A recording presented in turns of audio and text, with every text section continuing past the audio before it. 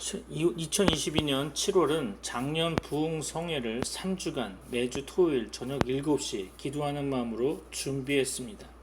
함께 묵상한 성경 본문은 데살로니가 후서였죠. 오늘은 마지막 세 번째 시간으로 데살로니가 후서 3장입니다. 오늘 함께 읽을 본문은 데살로니가 후서 3장 3절입니다.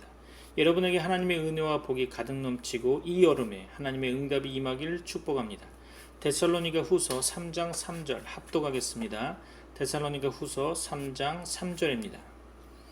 주는 미쁘사 너희를 굳건하게 하시고 악한 자에게서 지키시리라. 아멘. 오늘도 성경을 읽어가며 하나님의 말씀을 상고해 보고자 하는데요. 이렇게 해서 3주간 데살로니가 후서를 다 읽게 되고 신앙생활에 적용할 수 있게 되었을 것이라 생각됩니다. 이것을 온라인에 남기는 것은 계속 보고 기도할 수 있도록 하기 위함입니다. 하나님의 지혜가 가득 넘치며 하나님이 요구하시는 것을 깨달아 아는 시간이 되시길 축복합니다. 1절로 2절 말씀 볼까요? 데살로니가 후서 3장 1절로 2절입니다. 끝으로 형제들아 너희는 우리를 위하여 기도하기를 주의 말씀이 너희 가운데서와 같이 퍼져나가 영광스럽게 되고 또한 우리를 부당하고 악한 사람들에게서 건지시옵소서 하라. 믿음은 모든 사람의 것이 아니니라. 아멘. 사도 바울은 데살로니가 교인들에게 기도를 부탁하고 있죠. 목회자가 성도들을 위하여 기도하는 것은 당연하다고 생각하고 있는데요. 그러나 성도들도 목회자를 위해서 기도해야 합니다. 가장 쉽게 잘 무너질 수 있는 위치가 바로 목회자의 위치가 아닌가 생각됩니다. 저도 작년 2021년 9월 4일 목사 안수를 받고 나서 3개월간은 제 위치에 대해 혼란스러웠고 너무 벅차서 말씀과 기도만이 제 삶을 안정시킬 수 있었죠. 지금도 사람을 바라보는 기준이 좀 달라진 듯한 느낌을 가지고 있습니다. 데살로니가 후서의 말씀을 준비하면서 작년 부흥성회로 이름 지었지만 모든 세대가 다 듣고 기도하며 삶을 이겨내야 한다고 생각합니다. 데살로니가 전서 5장 25절에서 형제들아 우리를 위하여 기도하라 라고 되어 있죠. 목회자를 위한 기도가 절실할 때입니다. 하나님의 말씀이 잘못 선포되어지면 코로나보다 더 무서운 영적 환경이 만들어지게 되죠. 깨닫는 여러분이 되기를 바랍니다. 기도는 살아계신 하나님을 믿고 체험하는 길임을 알아야 합니다. 그래서 우리는 무슨 일을 하든지 하나님께 기도할 수 있고 또 기도해야 할 것입니다. 특히 성도들이 하나님의 말씀을 전하는 하나님의 종들을 위해 할 수 있는 가장 좋은 후원은 그들을 위해 기도하는 것일 겁니다. 여러분에게 하나님의 복이 가득 넘치기를 축복합니다. 사도 바울의 데살로니가 교인들에게 부탁한 기도 제목은 두 가지였죠. 첫 번째는 주의 말씀이 그들 가운데서와 같이 빠르게 퍼지고 영광스럽게 되기를 기도하라는 거죠. 바울이 전한 주의 말씀은 그들의 영혼을 죄에서 구원하는 능력의 말씀이죠. 이제 그는 그 말씀이 다른 사람들 속에서도 힘있게 역사하고 빠르게 퍼지게 되기를 기도 요청하는 겁니다. 영광스럽게 된다는 것은 주의 말씀이 사람들 가운데서 영혼 구원의 역사를 이루게 되는 것을 가리킨다고 볼 수 있겠죠. 말씀에 힘이 있는 역사, 그것은 언제나 어느 곳에서나 말씀의 일꾼들이 간절히 소원하는 일일 겁니다. 그러나 그것은 하나님께서 허락하실 때만 가능한 거죠. 그러므로 우리는 이 일을 위해 기도해야 할 것입니다.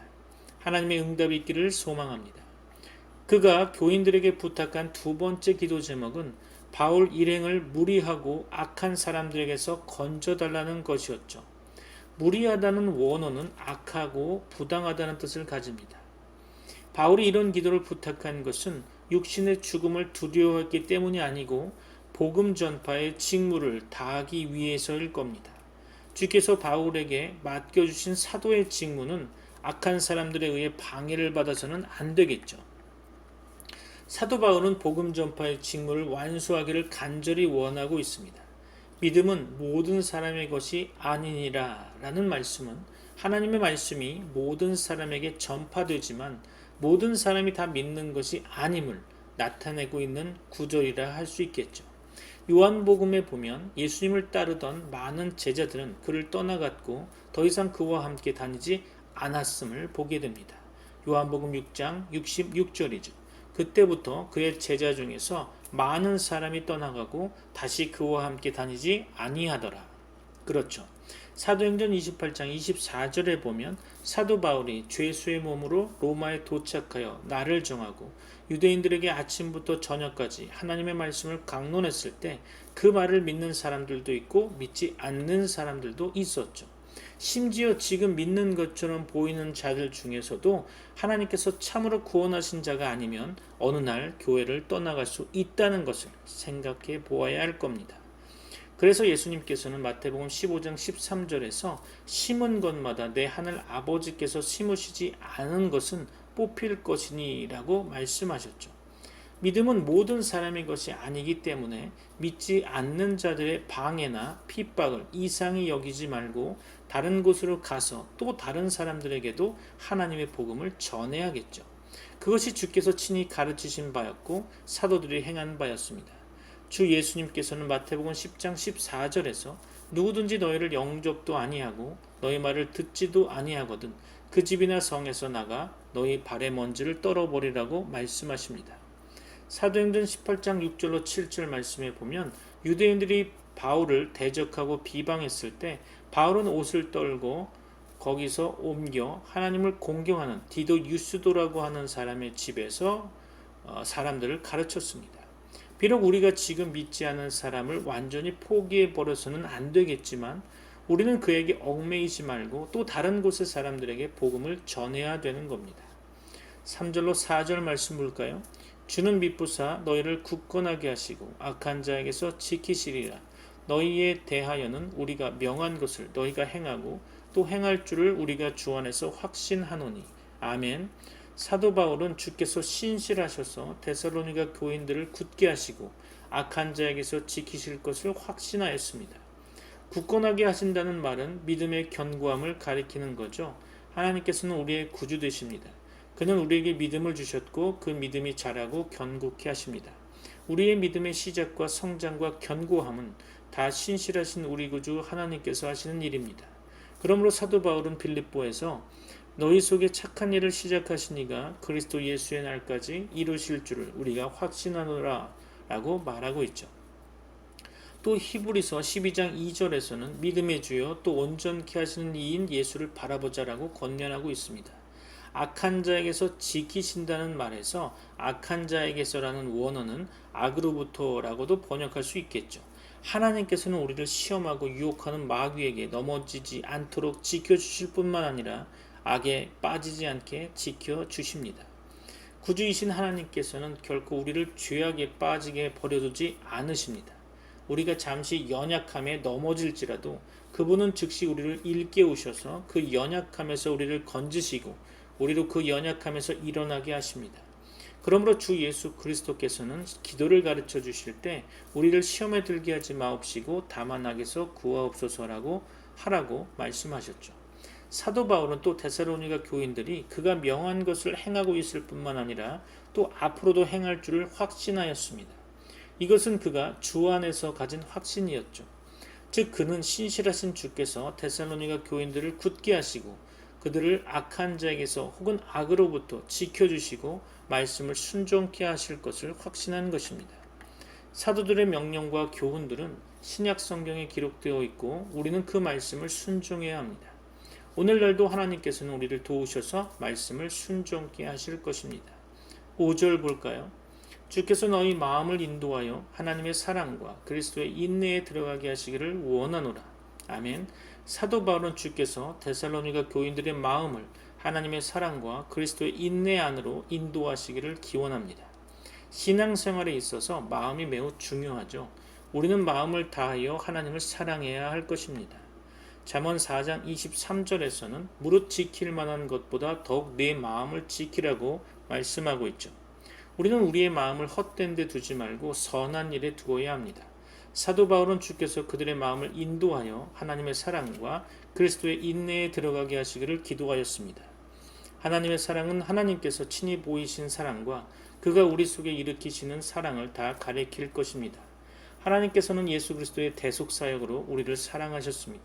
사도 요한은 요한일서 4장 9절로 10절 말씀에서 하나님의 사랑이 우리에게 이렇게 나타난 바 되었으니 하나님이 자기의 독생자를 세상에 보내심은 저로 말미암아 우리를 살리려 하심이니라. 사랑은 여기 있으니 우리가 하나님을 사랑한 것이 아니요 오직 하나님이 우리를 사랑하사 우리 죄를 위하여 화목제로 그 아들을 보내셨음이니라 라고 말씀하고 있죠.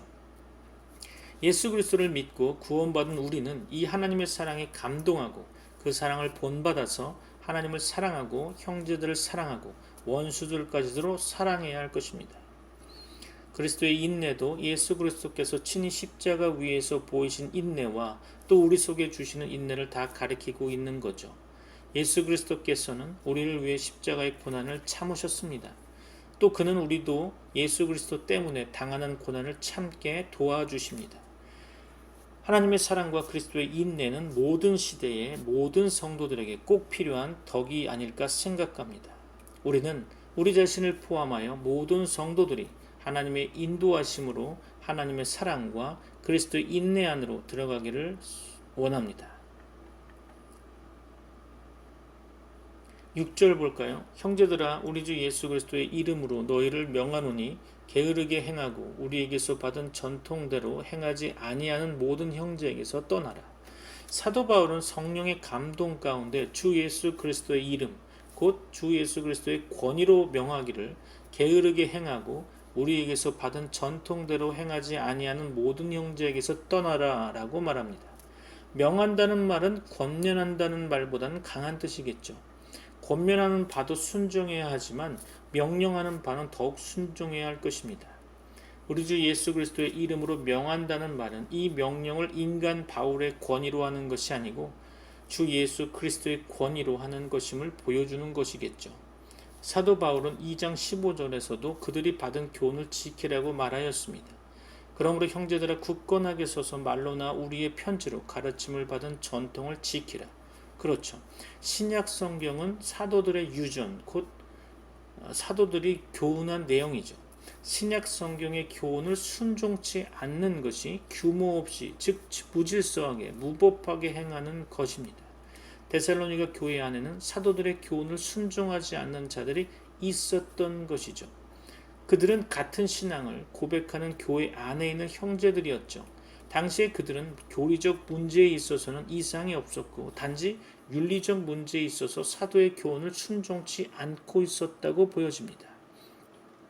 그러나 사도 바울은 데살로니가 교인들에게 그런 고의적 불순종자들로부터 떠나라 라고 명령하고 있죠. 떠나라는 말은 교제의 단절을 의미합니다. 어떤 형제가 성경의 교훈대로 바르게 행하지 않는다면 비록 그가 바른 신앙을 가진 형제라 하더라도 우리는 그와 교제하지 말아야 한다는 거죠. 이것이 사도의 명령입니다. 이것은 우리가 지켜도 좋고 안 지켜도 좋은 권면이 아니고 반드시 지켜야 할 명령인 거죠. 물론 이것은 교회를 따로 세우라는 의미가 아닙니다. 교회 안에 한두 명의 형제의 잘못 때문에 새 교회를 따로 세워서는 안 되는 거죠. 성경과 교회 헌법의 규정대로 교회는 잘못을 행하는 자를 권면하고 책망하고 성찬 교제에서 그를 제외하고 마지막으로 그를 제명 출교시켜야 할 것입니다. 이것이 교회의 권징 순서죠. 칼빈의 말대로 권징은 교회의 힘줄과 같은 겁니다. 교회가 권징을 충실히 행할 때 교회는 튼튼한 교회가 되지만 교회가 바른 권징을 포기하면 힘을 잃게 되는 거죠. 권징을 포기한 교회는 비록 그 교회의 교인 수가 많고 재정이 넉넉할지라도 진리의 수호자와 전파자로서는 무능한 교회가 되고 말 것입니다. 그러나 교회가 전체적으로 배교적일 때도 있습니다. 물론 교회가 전체적으로 배교하고 변질되는 일은 쉽게 일어나지는 않겠죠. 교회 안에는 참된 신자들이 많이 있기 때문에 교회는 쉽게 타락하지 않는다고 생각합니다. 참된 성도들이 깨어있기만 하면 그들로 인해 교회의 타락은 막을 수 있겠죠. 그러나 권징을 포기한 교회는 서서히 타락할 것이라 생각됩니다. 16세기 종교개혁이 있기 전에 교회는 전체적으로 배교적이었고 진리를 붙드는 자들은 매우 소수였습니다. 오늘날 기독교계도 16세기 종교개혁 때와 비슷하게 상당히 배교적이고 해이해져 있는 것 같습니다. 세계적으로도 역사적으로도 대단한 교단들이 이단적 자유주의 신학을 포용하는 넓어진 교회가 되어갔고 불신실하고 권징이 없는 교회가 되고 말았습니다. 오늘날 성경적 교회들이 직면한 매우 중요한 한 문제는 교제의 문제죠. 7절로 9절 말씀 볼까요? 어떻게 우리를 본받아야 할지를 너희가 스스로 아나니 우리가 너희 가운데서 무질서하게 행하지 아니하며 누구에게서든지 음식을 값없이 먹지 않고 오직 수고하고 애써 주여로 일함은 너희 아무에게도 폐를 끼치지 아니하려 함이니 우리에게 권리가 없는 것이 아니오 오직 스스로 너희에게 본을 보여 우리를 본받게 하려 함이니라. 아멘. 데살로니가 교회의 문제는 게으르지 말고 열심히 일하며 살아야 한다는 사도의 교훈을 고의적으로 불순종하는 자들에 관한 거죠. 바울은 이런 명령을 위해 자신을 예로 들고 있습니다. 그는 양식을 값없이 먹지 않고 주야로 수고하고 일했죠. 그는 천막을 만드는 기술자였고 친히 그 일을 하면서 복음을 전파했습니다. 그는 될 수 있는 대로 성도들로부터 지원을 받지 않으려 했죠.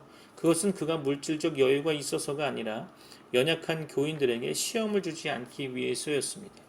바울의 모범은 목회자가 세상 일을 하고 교회 살이를 받지 말라는 뜻은 아니라고 보여집니다. 하나님께서는 구약시대에 성전 봉사자들인 레위 사람들이 이스라엘 백성의 11조로 생활하게 정하셨고 제사장들은 레위인들의 11조로 생활하게 정하셨습니다. 이와 같이 11조 헌금은 구약시대의 성전 봉사자들의 생활비로 쓰였던 거죠. 그것이 성전 봉사에 전념하는 자들의 생활비를 위해 정하신 하나님의 방식이었습니다. 신약 시대에도 하나님께서는 전도자들을 복음으로 말미암아 살도록 뜻하셨죠. 고린도전서 9장 14절 주께서도 복음 전하는 자들이 복음으로 말미암아 살리라 명하셨느니라. 아멘이죠. 디모데전서 5장 17절로 18절 말씀 보면 잘 다스리는 장로들을 배나 존경할 자로 알되 말씀과 가르치는 일을 하는 자들을 더할 것이니라. 성경에 일렀으되 곡식을 밟아 떠는 소의 입에 망을 씌우지 말라 하였고 또 일꾼이 그 삭슬 받는 것이 마땅하다 하였느니라. 아멘. 그러므로 교회의 전임 봉사자들은 교회에서 생활비 받는 것을 하나님께서 주신 줄 알고 감사히 받고 교인들은 그들에게 의식주와 자녀 교육을 위해 필요적절한 비용을 드려야 할 것입니다. 사도 바울의 모범은 단지 목회자들과 교회 봉사자들이 전도활동이나 목회 사역에서 복음에 지장을 주지 않도록 처신해야 함을 보여주는 거죠. 그들은 돈에 대해 초연해야 했고 그런 문제 때문에 교인들에게 누를 끼쳐서는 안 되었죠. 특히 목회자는 그가 전하고 가르치는 주 예수 그리스도의 복음 진리와 성경 말씀이 귀하기 때문에 목회자가 된 자이므로 그 귀한 진리를 세상의 돈과 바꾸려 해서는 안 될 것입니다. 10절로 12절 말씀 볼까요?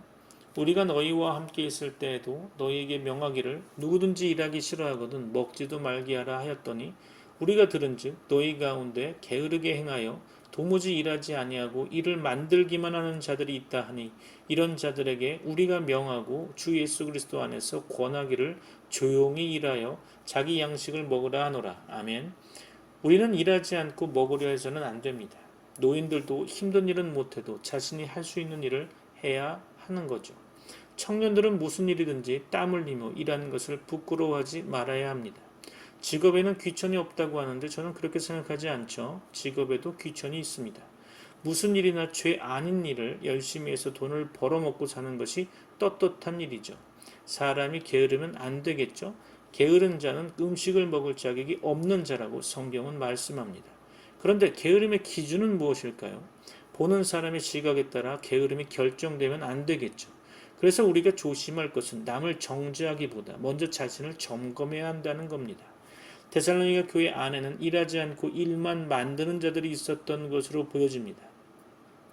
여기서 일만 만드는 자들이라는 원어를 보니까 남의 일 참견하기를 좋아하는 자들이라는 뜻이더라고요.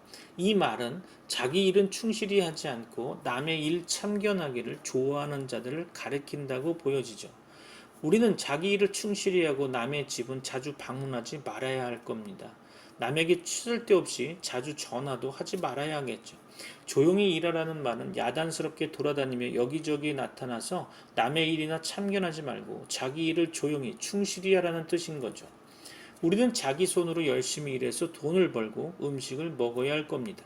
그러나 그것이 모든 사람에게 적용되는 법은 아닌 거죠. 마음이 있어도 그렇게 할 수 없는 사람들이 있으니까요. 여러분에게 하나님의 은혜가 충만하길 소망합니다. 13절로 15절 말씀 읽겠습니다. 형제들아 너희는 선을 행하다가 낙심하지 말라.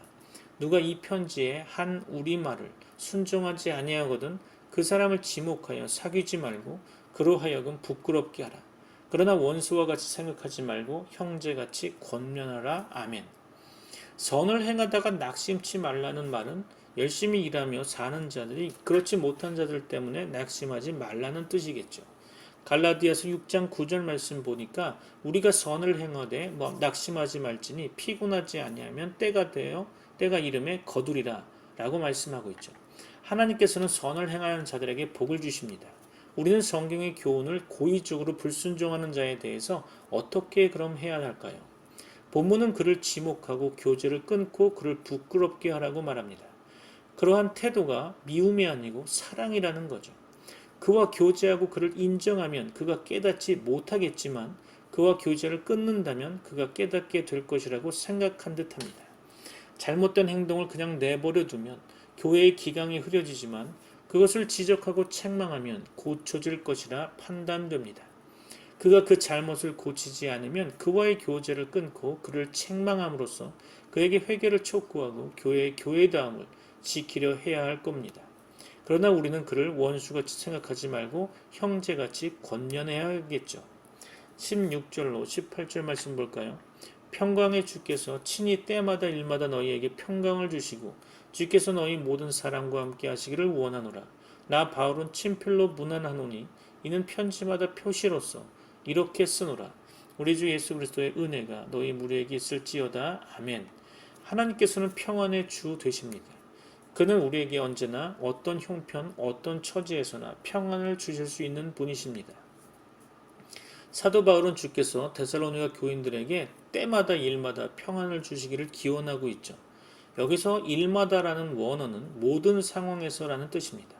평안의 하나님께서는 언제든지 또 어떤 상황에서든지 우리에게 평안을 주실 수 있는 분이십니다. 그러므로 우리는 언제나 무슨 일에서나 하나님을 의지하고 하나님의 평안을 구해야 할 겁니다. 바울은 다른 이로 하여금 편지를 쓰게 한 후에 편지 끝에 친필로 파울로스라고 서명해서 그것이 그가 쓴 편지임을 표시했던 것 같습니다. 말씀을 마무리할까 합니다. 본문의 말씀을 통해 무엇을 깨달으셨습니까? 무엇을 기도 제목으로 삼으시겠습니까? 본문의 내용을 몇 가지로 정리해 보려고 합니다. 첫째로 우리는 사도적 교훈을 따라야 할 것입니다. 우리는 신약 성경에 기록된 모든 사도적 교훈들을 주께서 주신 교훈으로 알고 순종해야 할 것입니다. 본문에 담긴 사도적 교훈은 우선 조용히 일하여 자기 양식을 먹으라는 것과 일하기 싫어하는 자는 먹지도 말라는 것과 일만 만드는 자가 되지 말라는 것을 포함하고 있는 거죠. 우리는 게으르지 말고 일하는 것을 부끄러워하지 말며 무엇이든지 자기가 할 수 있는 일을 해서 소득을 얻고 그래서 스스로 자기 생활을 해야 할 것입니다. 둘째로 우리는 사도적 교훈을 따르지 않는 형제들과 교제를 끊어야 할 것입니다. 이것도 본문에 담긴 사도적 교훈의 내용이죠. 사도적 교훈을 따르지 않는 것을 규모 없이 행하는 것이라고 표현하고 있습니다. 그것은 무질서하게 행하는 것이라는 뜻이죠. 우리가 그런 자를 용납하면 사도적 교훈의 권위는 땅에 떨어지고 교회는 무질서하게 될 겁니다. 그러나 그런 자를 원수같이 여기지 말고 형제같이 권해야 하는 것이죠. 사도적 교훈은 하나님의 권위로 주신 것이므로 교리나 윤리나 다 힘써 지켜야 할 것입니다. 우리는 오늘날 특히 자유주의자들, 천주교인들, 은사주의자들 그리고 개인적으로 성경을 보며 판단하건대 여자 목회자들도 용납되어서는 안 된다고 봅니다. 또한 기독교 락음악, 동성애 등을 당연히 용납치 말고 그런 자들이나 그런 것들을 용납하거나 그런 자들과 교제하는 자들, 다시 말해서 타협적 복음주의자들도 용납지 말아야 하며 그들의 타협적 언행을 지적하고 책망해야 하며 만일 그들이 돌이키지 않는다면 그들과도 교제를 끊어야 한다고 본문은 말하고 있죠. 우리는 그런 자들과 교제를 끊어야 하는데 이것이 신약 성경이 가르치는 교훈인 겁니다. 셋째로 우리는 하나님의 평안을 믿고 사모해야 할 것입니다.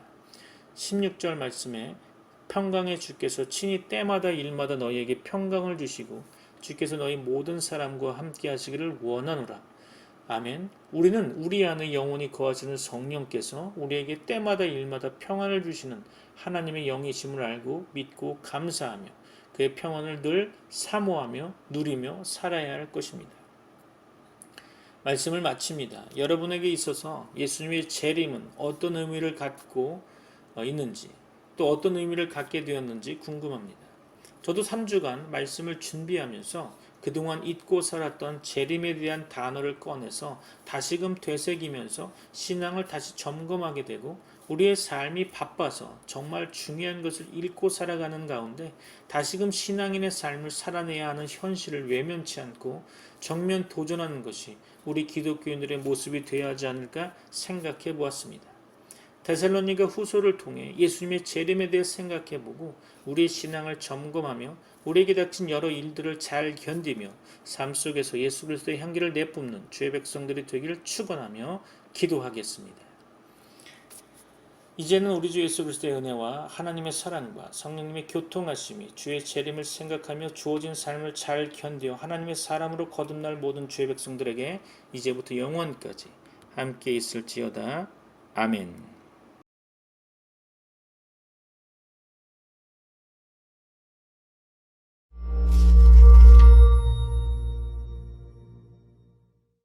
데살로니가 후서. 바울은 데살로니가 전서를 쓴 지 얼마 지나지 않아 데살로니가 그리스도인들의 소식을 듣게 되는데요. 그가 전서에서 다뤘던 문제들이 여전히 존재할 뿐 아니라 오히려 악화됐다는 소식이었죠. 박해는 더 심해졌고 데살로니가 그리스도인들은 예수님의 재림에 대해 혼란과 불안을 느끼고 있었습니다. 그래서 바울은 이 교회가 당면한 3가지 문제를 다루기 위해 3부분으로 구성된 이 짧은 서신을 보내게 되었습니다. 맨 먼저 바울은 계속 박해를 겪고 있는 그들에게 소망을 전합니다. 그런 다음 다가올 주의 날에 관해 명쾌하게 설명해 줍니다. 마지막으로 게으른 자들, 곧 정상적으로 일하기를 거부하는 사람들을 향해 매우 구체적인 권면을 합니다. 그리고 각 부분을 짧은 마무리 기도로 마침으로써 분명하게 구분합니다. 바울은 데살로니가 교인들의 꾸준한 믿음과 사랑, 그리고 특히 그들의 인내로 인해 하나님께 감사드리는 기도로 서신을 엽니다. 그는 이 그리스도인들에 대한 그리스인과 로마인, 그리고 심지어 유대인 이웃들로부터의 박해가 더 심해지고 있다는 것을 알게 됐는데요. 바울은 폭력적인 핍박에 직면한 종교적 소수인 이 그리스도인 공동체가 심해지는 박해 때문에 예수님을 포기하지는 않을까 걱정했습니다. 그래서 그는 전서에서 그랬듯이 예수님과 관련됐다는 이유로 받는 고난은 바로 하나님 나라에 동참하는 방법이라는 사실을 그들에게 상기시킵니다. 예수님은 십자가에서 고난받으심으로 왕의 보좌에 앉으셨습니다. 그래서 그분을 따르는 자들은 예수님의 비폭력과 끝까지 인내하신 본을 따름으로써 그들이 세상에 승리했음을 보여줄 것입니다. 바울은 또한 이게 영원하지 않을 것을 상기시킵니다. 예수님이 재림하실 때 그분은 그들을 핍박하고 무고한 피를 흘리게 했던 자들을 공의로 심판하실 것입니다. 구체적으로 그는 그들이 주님의 얼굴과 주님의 권능의 영광에서 떨어져 나가 멸망하는 형벌을 받을 것이라고 말합니다. 여기서 바울은 예수님을 거절한 자들의 최후에 대해 추측하지 않습니다. 다만 그들이 평생 예수님과 전혀 관계없이 살기 원했으니 결국 원하던 대로 그들의 창조주요 왕이신 분과 아무런 관계가 없게 될 것이라고 말할 뿐이죠. 바울에게 이는 궁극적인 비극을 뜻하는데요. 모든 생명과 사랑의 원천이신 예수님으로부터의 분리를 택하는 것은 자기 파멸을 자초하는 일이기 때문이죠. 그는 이 생각을 맺으면서 하나님께서 그들의 고난을 사용하셔서 내면 깊은 곳의 성품을 변화시킴으로써 예수님의 이름이 그들의 삶을 통해 영광받으시길 기도합니다. 그 후 바울은 다음 부분에서 예수님의 재림과 주의 날에 관한 구체적인 문제를 언급합니다. 당시 데살로니가 교회 공동체 안에는 바울의 이름으로 잘못된 정보를 퍼뜨리는 사람들이 있었는데 그들은 인간의 악에 대한 하나님의 최후 심판, 즉 주의 날이 이미 그들에게 임했다고 가르쳤습니다. 게다가 이들은 아마도 종말의 때와 시기를 예견하고 다니면서 다른 그리스도인들을 두렵게 만들었던 것 같습니다. 그도 그럴 것이 극심한 박해 탓에 취약해진 그들은 예수님이 한밤중의 도적같이 이미 재림하셨다는 주장에 쉽게 흔들리고 있었습니다. 그들은 뒤에 남겨졌다. 예수님이 데살로니가 교인들을 고난 가운데 버려두셨다. 이런 말들은 바울을 정말 화나게 했는데 이는 그의 가르침을 곡해하는 것이었죠. 예수님의 재림은 결코 두려움이 아니라 오히려 소망과 확신을 주어야 합니다. 바울은 그가 데살로니가에 있을 때 그들에게 예수님의 재림에 대해 가르쳤던 모든 것들을 상기시킵니다. 그리고 여기에서 짧게 요약해 줍니다. 사실 너무 짧죠. 이 문단은 해석상의 많은 의문과 문제들을 안고 있습니다. 그러나 분명한 것은 그가 이사야서와 다니엘서에 잘 알려진 주제를 인용해서 이 세상의 왕국들이 느부갓네살 왕이나 과거 북방 왕처럼 하나님께 거역하는 통치자들을 계속 만들어낼 것이라고 말한다는 것이죠. 이 지도자들은 자신에게 신적 권위를 부여했는데요. 바울은 이 고대 왕들과 예언들에는 특정 이미지와 반복되는 양식이 있으며 당시 로마 황제인 칼리굴라와 네로를 통해 성취되고 있다고 여겼습니다. 또한 미래에 다시 반복될 것이라고 예상했습니다. 인류의 역사는 악 그 자체에 힘을 입어 하나님께 반역하는 통치자의 출현으로 절정에 이를 것이며 그는 하나님의 세상에 대대적인 폭력과 파괴를 초래하지만 영원히 서지는 못할 것입니다.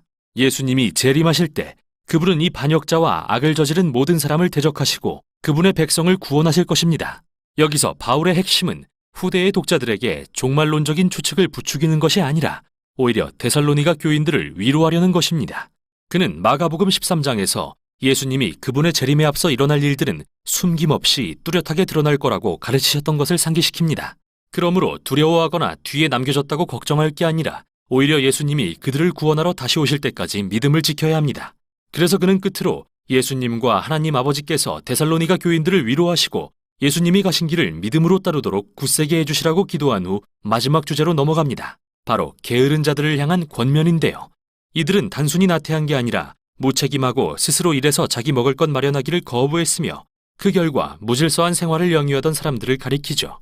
바울은 사실 전서에서도 이 문제를 언급했는데 그 후 상황이 악화한 것으로 보입니다. 이 교회의 몇몇 사람이 왜 일하기를 거부했는지 정확한 이유는 알 수 없는데요.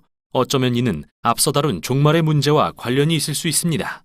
일부 사람들이 예수님이 곧 재림하실 거로 생각한 나머지 생업을 그만두고 일상생활을 포기했을 가능성이 있습니다. 그러나 그보다는 바울이 이 문제를 후견 제도라 불리는 로마의 문화적 관습과 연관지어 언급했을 가능성이 더 큽니다. 이는 도시에 사는 가난한 사람이 부유한 사람의 피후견인, 즉 일종의 하수인이 되는 제도로서 그들은 후견인이 가끔 베풀어주는 도움에 의지해 살아가는 대신에 많은 조건을 감수해야 했습니다. 때로는 후견인의 도덕적으로 타락한 생활 방식에 가담해야 했고 그 수입이 일정치 않은 것은 말할 필요도 없었죠. 따라서 바울이 무절제하게 살면서 일은 하지 않고 남의 일에 참견만 하는 자들이 있다라고 한 것은 아마도 이들을 가리켜서 했던 말로 보입니다. 이에 바울은 자신이 그들과 함께 있을 때 보여주었던 본을 다시 생각나게 하는데요. 그는 데살로니가 교인들에게 돈을 요구하지 않았으며 그들을 자비량으로 섬기기 위해서 자기 손으로 애써 일해 스스로 생활을 꾸렸죠. 그가 말하는 바람직한 모습은 이것입니다. 예수님을 따르는 자는 예수님의 자기 희생의 사랑을 본받아 열심히 일해 자기 필요를 채우고 다른 이들에게도 유익이 되는 삶을 살아야 합니다. 그는 서신을 마치면서 하나님께 혼란과 고난의 한가운데 처해 있는 그들에게 메시아이신 주 예수를 통해 평강 주시기를 구하는 마지막 기도를 드립니다. 데살로니가 교회에 보낸 이 짧은 서신은 초기 그리스도인들이 가진 예수님의 재림에 대한 믿음과 최후 심판에 대한 소망을 볼 수 있게 도와줍니다. 이런 생각들은 종말의 때를 추측하도록 조장하려는 의도가 아니었습니다.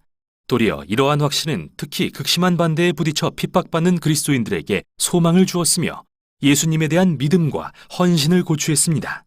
이렇게 이 서신은 핍박을 받든 안 받든 후대의 그리스도인들에게 당신이 소망하는 것이 당신이 살아갈 이유를 좌우한다는 사실을 상기시켜줍니다. 이게 바로 데살로니가 후서가 전하는 내용입니다.